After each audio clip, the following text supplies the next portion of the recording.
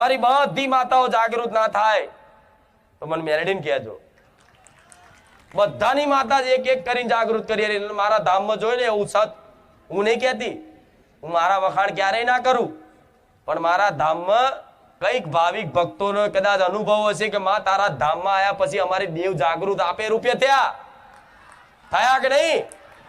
કોઈની ચામુંડા થઈ, કોઈની મહાકાળી થઈ, કોઈની મેલડી થઈ, કોઈની હરસિદ્ધિ થઈ, કોઈની શક્તિ થઈ, કોઈની ખોડિયાર થઈ. આવી બધી દરેકની માતાઓ જાગૃત થઈ અને હોકાટા મારતી થઈ જાય છે ને, તો રામનું નામ જપ કરી લેજો. ધૂણવાની જરૂર નહીં. વગર ધૂણે તમારી માં તમારી જીવાને વાત ના કરતી થઈ જાય. મને મેળવીને કહેજો.